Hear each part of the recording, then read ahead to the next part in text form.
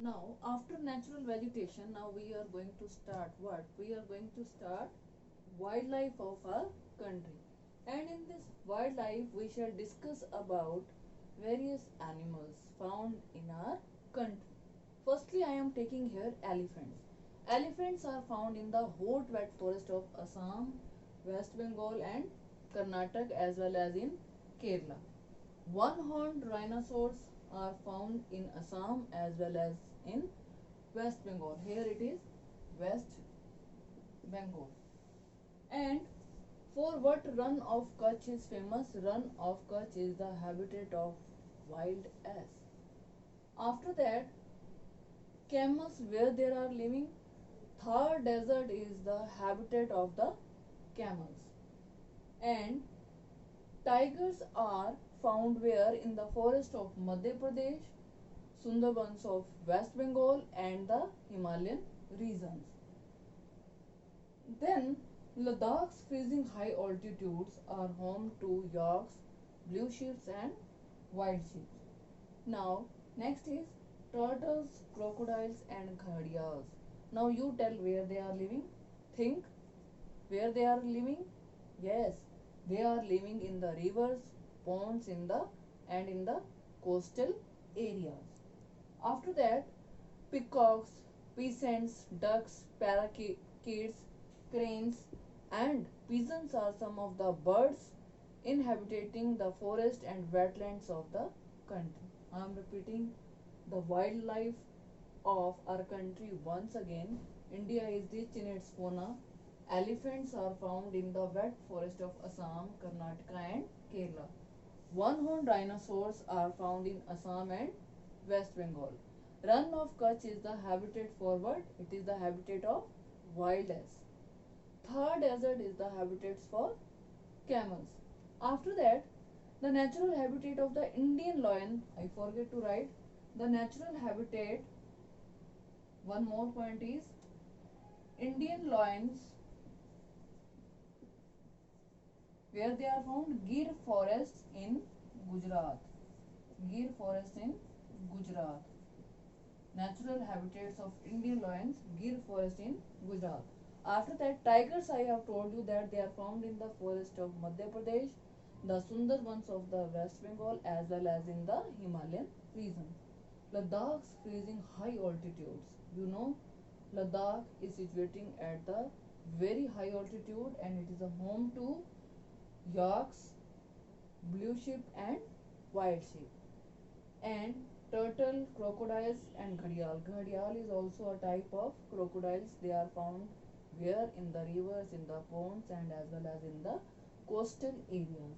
Peacocks, parakeets, cranes, pigeons are some of the birds inhabiting the forest and wetlands of our country. Every species has an important role in the ecosystem, and as well as there are some causes to threat flora and fauna. There are some causes, or you can say major causes to threat to flora and fauna. What are those? First point is hunting. Hunting of animals.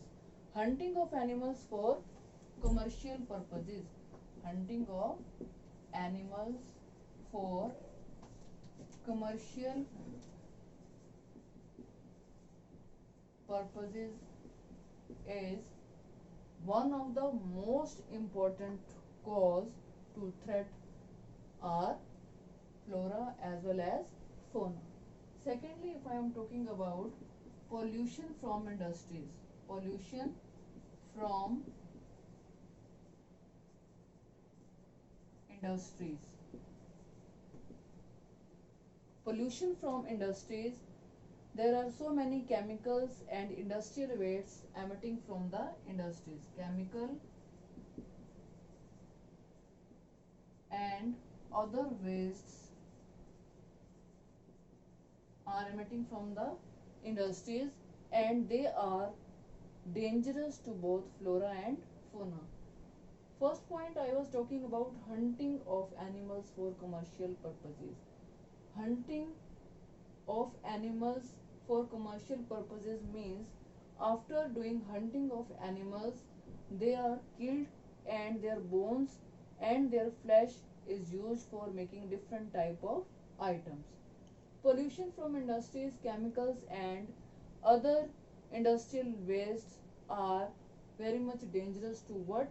To flora and fauna both. Next is rapidly cutting of trees. Rapidly cutting of trees. Rapidly cutting of trees for cultivation and habitation is one of the most important cause to threat flora and fauna. Now the place which was reserved for the animals now has been shifting into cultivation and habitation for the people, and all these are the major cause to threat what? To threat flora and fauna. Clear to all of you? After that, there are some initiatives taken by the government. Government policies, or you can say initiative taken by the government policies taken by the people, those who are involved in these government organization. They are doing some in it, and they are taking some initiative to protect what? To protect flora and fauna. 18 biosphere reserves has been set up in India to protect flora and fauna.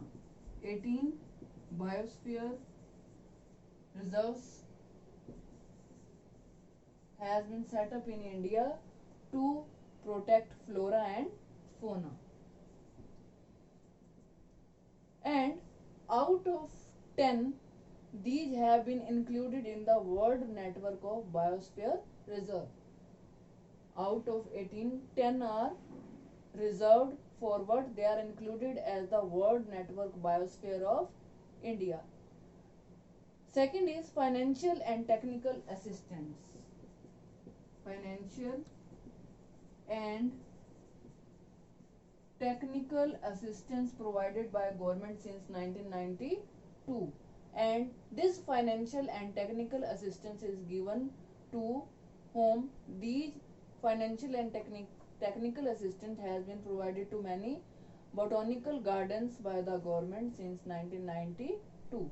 After that, third is Project Tiger, Project Rhino, Project Great Indian Bustard and many other eco developmental projects have been introduced by the government.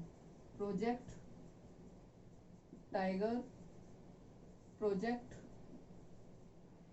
Rhino and Project Great Indian Bustard. Project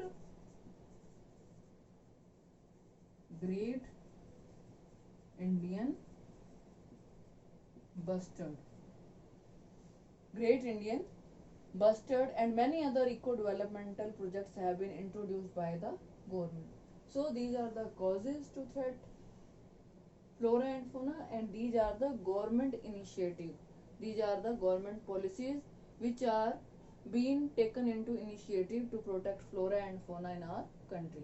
This was all about your chapter Natural Vegetation and Wildlife, and tomorrow we shall discuss about NCERT question answer. Bye.